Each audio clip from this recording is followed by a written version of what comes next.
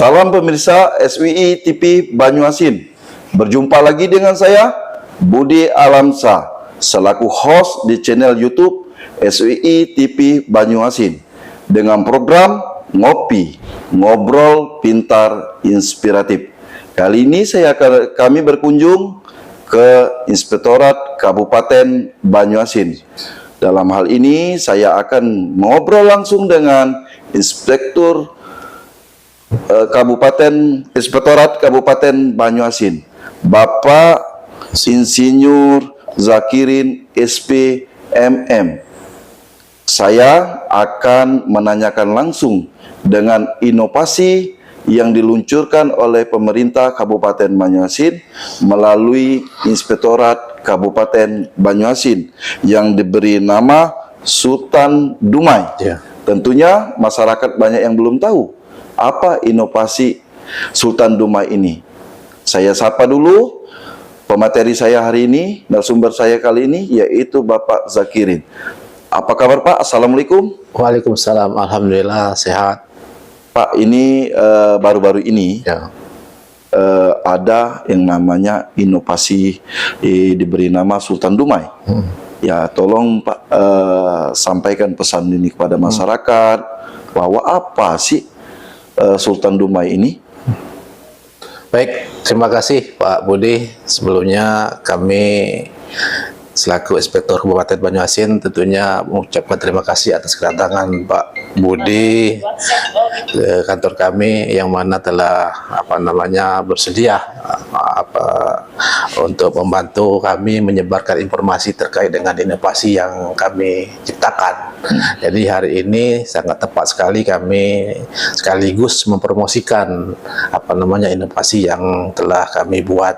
Jadi seiring dengan kemajuan teknologi, seperti kita ketahui memang pemerintah daerah menuntut seluruh OPD itu harus mempunyai inovasi yang sifatnya itu baik pelayanan maupun memberi informasi kepada masyarakat sehingga masyarakat mempunyai kemudahan untuk mengakses informasi, baik itu informasi yang sifatnya konsultasi maupun informasi yang terkait dengan kebijakan dari pemerintah daerah. Jadi memang betul kami Inspektor Kabupaten Banyuasin kemarin telah meluncurkan Sultan Dumas. Jadi kami klarifikasi, jadi bukan Sultan Duma tapi Sultan Dumas. Di mana Sultan Dumas ini jadi singkatan dari akronim konsultasi dan pengaduan masyarakat. Nah, di situ tujuannya tadi sudah kami sampaikan bagaimana kami dituntut oleh Bupati dalam ini untuk memberikan kemudahan pelayanan bagi masyarakat khususnya di pemerintah Kabupaten Banyuasin. Jadi kemudahan ini tentu di era digitalisasi ini kita memang harus siap, mau tak mau kita harus ikut digitalisasi. Nah, salah satunya ini tadi. Jadi inovasi Sultan Dumas ini memang kami sudah lama menunggunya karena selama ini sudah hampir 4 tahun kami di sini, tapi memang pelayannya masih manual. Jadi setiap orang ingin berkonsultasi ke inspektorat, orang ingin melakukan pengaduan ke masyarakat harus datang ke Inspektorat Kabupaten Banyuasin. Tetapi dengan adanya inovasi ini, ya kami berharap bisa memberikan dampak yang baik untuk masyarakat maupun stakeholder yang ingin berkonsultasi ke inspektorat maupun yang akan melakukan pengaduan. Seperti kita ketahui di saat ini memang OPD istilahnya banyak yang belum punya inovasi, tapi secara berkesinambungan diharapkan seluruh OPD Dituntut ya? Dituntut harus ada inovasi. Nah, ini inovasi. Ini Sultan Dumas ini Pak, tentunya bentuknya pengaduan masyarakat ya. Pengaduan masyarakat secara online ya. Jadi masyarakat tidak perlu datang ke kantor, cukup mengakses yang namanya web atau aplikasi yang sudah kita luncurkan tersebut. Betul. Nah, ini Pak berkaitan dengan pengaduan masyarakat. Tentunya pengaduan ini yang akhir-akhir ini mungkin banyak melalui aksen yang namanya demo, menyampaikan aspirasi. Tentunya dengan adanya aplikasi ini setidaknya minimalisir atau mengurangi yang dalam bentuk menyampaikan tadi. aspirasi yang namanya demo, Pak. Ya. Jadi kami jelaskan dulu Sultan Dumas itu seperti apa. Nah, jadi Sultan Dumas itu merupakan fitur. Jadi di situ kita buat di web Inspektorat Kabupaten Banjarmasin. Nanti ada logo Sultan Dumas. Nah, apabila kita klik Sultan Dumas itu akan muncul dua fitur. Jadi pertama fitur konsultasi. Nah, ya, jadi ini konsultasi dan fitur pengaduan. Nah, khusus untuk masyarakat ataupun stakeholder ataupun OPD yang ingin berkonsultasi, di situ ada menunya. Ya. Tapi khusus yang untuk mengadukan ke Mas Inspektorat, nah itu ada menu pengaduan. Jadi dua ini kan, ada konsultasi dan ada pengaduan. Dua fitur ya. Ya. Jadi kalau konsultasi itu sudah kita sediakan, ada 5 bidang di situ. Jadi ada bidang pemerintahan dan aparatur, ada bidang pengelolaan keuangan dan aset, dan juga ada bidang pembangunan fisik sosial dan ekonomi budaya, dan ada pelayanan pengaduan masyarakat dan tindak lanjut hasil pemeriksaan. Nah, itu ada 11 komponen. Jadi kita untuk konsultasinya itu ada terkait dengan pelaksanaan pemerintah daerah, ada SAKIP, ada SPIP, ada pengelolaan keuangan desa, itu ada ini. Tapi untuk pengaduan masyarakat, nah itu umum bebas. Jadi apapun yang ingin disampaikan, dilaporkan ke Inspektorat, cukup memasukkan data di link pengaduan masyarakat. Ini baru berjalan berapa bulan, Pak?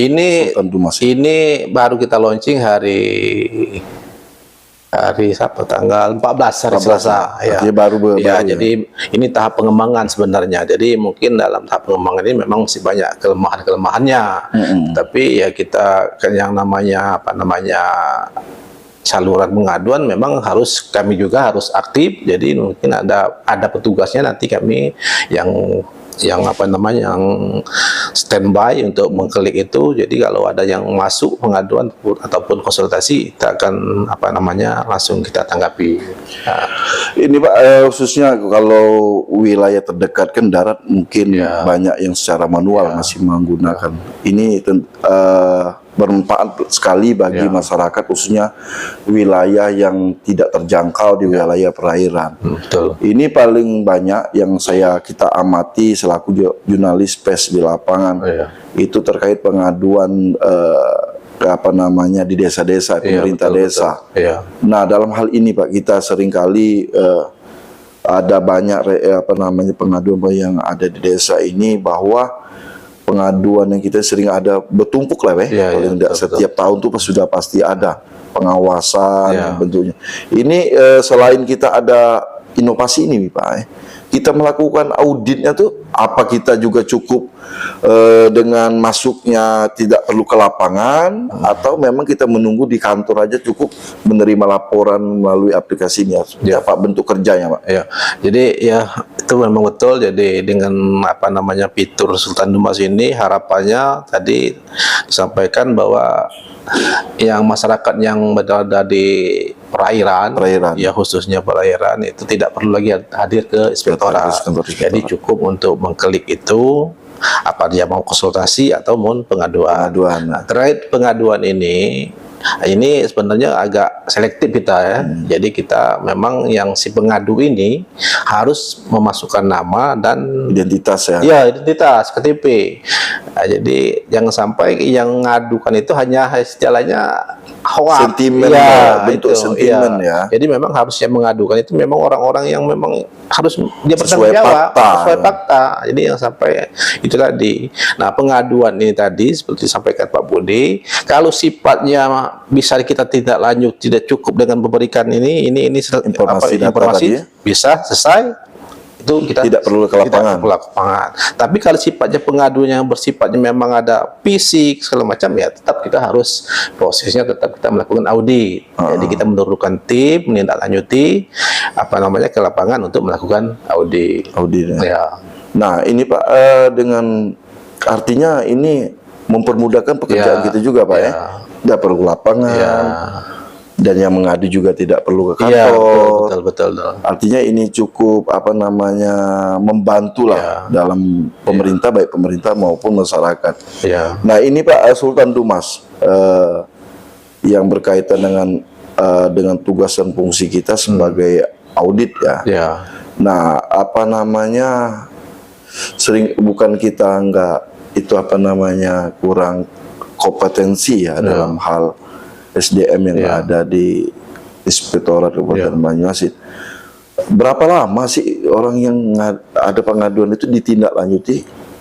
Atau memang kita butuh waktu yang cukup panjang untuk memproses itu, Pak? Jadi pengaduan ini Pak Budi itu tadi Pak, ya kita melihat urgensinya dulu kan. Jadi dari pengaduan itu memang sifatnya pengaduan itu, kalau pengaduan itu kan siapa, di mana dan bagaimana itu tadi kan. Jadi siapa yang mengadukan, di mana lokasinya, persoalannya apa itu kan. Nah itu. Nah jadi di inspektorat ini sebenarnya kalau dari SG SDM memang masih kurang Pak Budi. Ya, kita hanya punya auditor sebanyak 29 orang. Itulah salah satunya kita dengan kekurangan ini kita melakukan inovasi ini. Jadi salah satu untuk kita mengurangi kawan-kawan supaya stay di kantor. Nah, jadi setelah pengaduan ini disampaikan kita harus langsung tindak lanjuti Pak. Jadi kita tindak lanjut dengan konfirmasi dulu Pak si pengadu. Jadi tidak klarifikasi. Iya, jadi tidak serta-merta pengaduan itu langsung kita tindak lanjuti ke lapangan langsung pemeriksa tidak.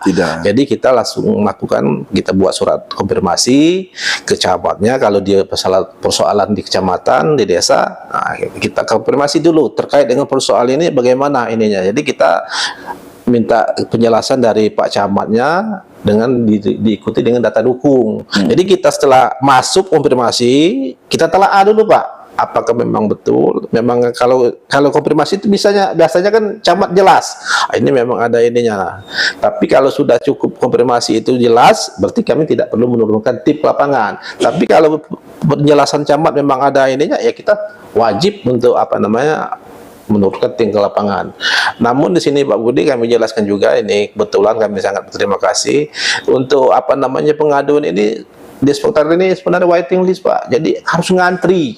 Jadi persoalan pengaduan masyarakat banyak sekali Pak. Jadi bukan karena kita diabaikan, bukan. Jadi kita pertama tadi sumber daya kita terbatas, untuk investigasi cuma 2 tim Pak. 2 tim. Iya. Jadi kalau pengaduan masyarakat sifatnya pengaduan, kita tidak bisa menurunkan auditor reguler. Jadi harus kita menurunkan tim investigasi. Karena kaitannya tadi hasilnya nanti apabila kita diminta oleh APH memang sudah hasilnya akuntabel, bisa dipertanggungjawabkan. Nah, itu. Tapi kalau kita menurunkan tim reguler audit ini biasanya jadi kita juga ragu takut ini. Ini Pak, ada yang masih belum jelas. Seringkali pengaduan yang berkaitan dengan penggunaan anggaran. Salah asumsi atau ada yang belum paham, masyarakat juga pengaduan, bentuk-bentuknya pengaduan juga masih awam lah ya dalam hal bentuk pengaduan dan audit yang dilakukan inspektorat. Apakah pengaduan ini yang mestinya harus dilakukan oleh masyarakat anggaran tahun berjalan, apakah itu sudah tahun anggaran berjalan, sudah ada serah terima kegiatan, baru bisa kita lakukan audit. Bentuknya kan pencegahan Pak ya, inspektorat ini kan. Nah, yang sering kali dilakukan masyarakat ini kegiatan baru berjalan Pak. Baru ada serah terima, baru tahun anggaran berjalan. Tetapi kegiatan itu sudah dilaporkan, sudah ada dugaan korupsi. Padahal ini kan ada auditor inspektorat belum bentuk tindak pidana hukum. Nah, tentunya kita harus jelaskan masyarakat Pak, supaya tidak salah dalam memberikan pengaduan itu. Sudah itu ada beda nggak kita dengan kejaksaan negeri maupun Tipikor Polres Banyuasin dengan tugas Inspektorat Kabupaten Banyuasin? Seperti apa itu? Jadi ini Pak Budi, jadi terkait dengan pengaduan masyarakat tadi dicontohkan bahwa pekerjaan itu belum selesai, sudah dilaporkan. Nah, itu tetap kita tindak lanjut Pak. Jadi tetap kita tindak lanjuti melalui konfirmasi dulu. Jadi konfirmasi bahwa kan kalau dikonfirmasi kan ada tanggapan dan jawaban berapa persen kegiatan tersebut sudah dilaksanakan. Tapi kebanyakan memang Pak Budi untuk pekerjaan sedang berjalan biasanya jarang dilaporkan ke sini Pak. Jarang dilaporkan ke inspektorat, mungkin ke PH langsung. PH mungkin koordinasi. Betul. Terkait tadi fungsi inspektorat dengan APH apakah beda? Beda, Pak. Jadi kita aparatur pengawas intern. Jadi khusus intern pemerintah kita sifatnya kita lebih menekankan pencegahan. Jadi deteksi dini persoalan itu.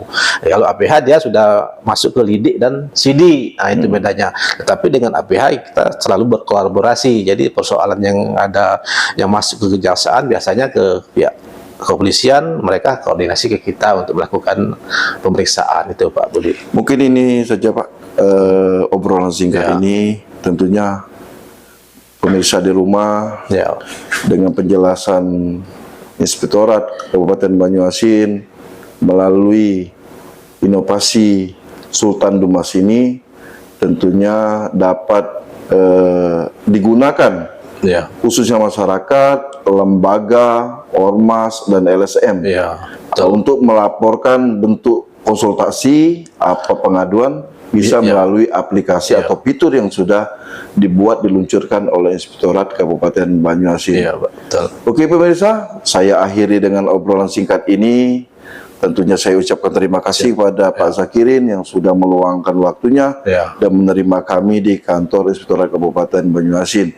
Saya akhiri pertemuan ini, obrolan ini. Subscribe, like, and share. Wassalamualaikum warahmatullahi wabarakatuh. Waalaikumsalam.